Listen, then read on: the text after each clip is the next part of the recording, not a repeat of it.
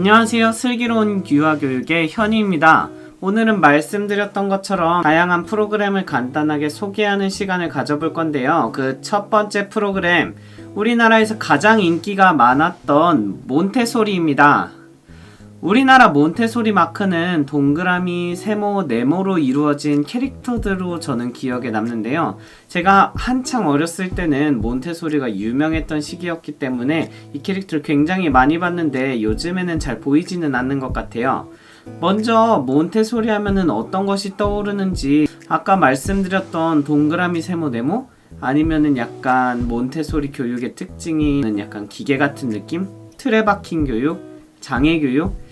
여러 가지가 있겠지만 절대 몬테소리는 자유로운 느낌은 아닐 거라는 생각이 들어요. 눈 자유해? 몸이 아니야. 저 또한 그렇게 생각했었던 적이 있었고요. 하지만 몬테소리에 대해 알아보고 공부도 해보면서 몬테소리의 목표는 그게 아니라는 걸 알고 난 후에는 몬테소리가 조금 다르게 보이더라고요. 그래서 오늘은 몬테소리 프로그램, 몬테소리 교육에 대해서 소개할 시간을 가져보려고 해요. 먼저 몬테소리 생애에 대해서 간단하게 몬테소리의 생애에 대해서 간단하게 소개해 드릴 겁니다. 몬테소리는 양력부터가 굉장히 특이한데요. 가장 특징적인 부분은 여성으로서 교육학자면서 의사의 역할을 같이 수행했다는 점에서 그 특징이 있죠. 이 몬테소리 교육법의 맨 처음 시작은 장애 유아부터 시작된 교육이라는 점이 특이한 부분 중 하나인 것 같아요. 장애 유아를 병원에서 처음에 겪고 장애 유아들을 위해서 만든 교육이 지금의 몬테소리 교육의 전신이고요. 이로 인해서 정부에서 몬테소리에게도 지원도 여러가지 해줬었고요. 물론 빈민가의 아이들 60명을 놓아놓은 학교를 줬다는 게 약간 지원이라고 하기에는 어려울 수도 있겠지만, 여튼 몬테소리 교육을 직접 실천해 볼 수 있다는 기회가 있었다는 거에서 몬테소리 교육을 크게 성장시킨 그런 발돋움이 되지 않았나 싶고요. 여기서 몬테소리 교육법을 정립하고 그리고 실행해보는 계기가 되었다는 점에서 저는 이 몬테소리를 충분히 지원을 많이 해줬다고 생각을 했어요. 그리고 이제 몬테소리 교육의 특징에 대해서 알아볼 건데요. 몬테소리 하면 가장 먼저 떠오르는 교구들, 여러 가지가 있겠지만 그 다양한 교구들이 모두 몬테소리 교육의 전신입니다. 다양한 교구들, 사실 세상에는 엄청나게 많은 장난감들이 있어요. 그런데 교구가 많다고 뭐 신기한 게 있나? 하고 물으실 수 있겠죠. 하지만 몬테소리 교구는 숫자도 숫자지만 그 정확한 사용법에 의미가 있습니다. 정확한 사용법이 없는 교구가 있냐고 말하시면은 저도 사실 할 말은 없지만, 몬테소리 교구는 그 정확한 순서를 따르지 않으면 안 될 정도로 굉장히 정확한 순서, 정확한 방법을 따르는 거를 굉장히 고수해요. 모든 교사들은 그렇기 때문에 몬테소리 교구에 대해서 정확하게 파악하고 이것을 언제 줘야 되는지, 어떻게 사용해야 되는지를 정확하게 알고 있어야 합니다.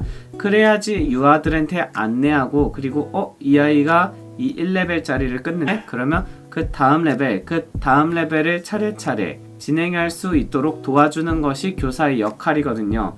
그런데 지금까지 설명한 내용 중에서 몬테소리가 아까 자유롭지 않다고 했었는데 지금까지 말한 건 다 똑같은 거 아니야? 라고 하시는 분들이 있겠죠. 처음과 얘기가 너무 다른 게 아니냐는 말이 있을 텐데요. 몬테소리는 그 많은 교구들을 제작하고 그 순서에 맞도록 해나가는 과정이 유아들이 자신을 완성해가는 과정이라고 생각했습니다. 이게 바로 몬테소리 교육의 가장 중점이 되는 말인데요. 몬테소리는 아이들을 어떤 시점으로 보았느냐? 아이들은 스스로 완성해나가는 과정에 있다고 생각을 했습니다. 유아교육 트렌드와 굉장히 맞는 말이에요. 어떤 점이 맞냐? 요즘 유아교육 트렌드 아동 중심으로 가고 있습니다. 옛날에는 교사 중심의 교육들이 굉장히 많았어요. 교사가 이거 해라, A 해라, B 해라 하면 아이들은 A 하고 B 하면은 우수한 학생이었어요. 하지만 요즘 유아교육에서는 그것이 아닙니다. 이게 바로 아동 중심, 최근에 있는 유아교육의 트렌드일 것 같은데요. 몬테소리 교육은 이것을 1870년대부터 아동 중심으로 교육 목표를 잡아놨다는 뜻이었습니다. 그렇다면은 왜 아동 중심인데 왜 자유롭게 놔두지 않고 정확한 교구들을 사용하면서 해요? 이것은 몬테소리 교육의 목표를 달성하기 위한 과정의 차이일 뿐, 사실 우리도 아동 중심을 위해서는 어떤 걸 해야 되는지 사실 정확하게 파악하고 있는 사람은 없을 거예요. 왜냐하면은 유아 교육이라는 것이 아이들마다 다르고 교사들마다 다르기 때문에 이것을 알아내기가 굉장히 어렵거든요. 유아는 스스로 완벽해지기 위해 노력하고 이를 지원하는 것이 교사와 부모의 역할로 보는 것이 바로 몬테소리 교육의 핵심입니다. 목표가 같다면 몬테소리 교육도 다시 한번 생각해 볼 만할 것 같아서 오늘 이 컨텐츠를 준비했습니다. 오늘은 몬테소리에 대해서 간단하게, 그리고 제가 알고 있는 정보를 여러분들께 말씀드리고 싶어서 이 영상을 준비해 보았는데요. 원하시는 내용이 있으셨을지 모르겠지만 몬테소리를 조금은 다른 시점으로 봐주실 수 있는 기회가 되셨으면 합니다. 오늘 방송은 이걸로 끝이고요. 오늘 방송이 도움이 되셨다면 좋아요, 구독 부탁드리겠습니다.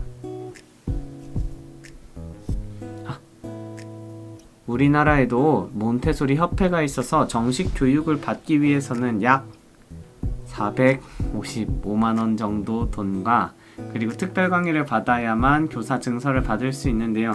물론 이것은 연구소에 관련된 업무를 봤을 때의 일이고, 만약 몬테소리 교사 그리고 몬테소리 교육에 대해 관심이 있는데 하면은 약 150만원에서 200만원 정도의 돈을 내고, 그 다음에 특정 학교 또는 특정 장소에 가서 교육을 받으시면은 몬테소리 자격증이 나옵니다.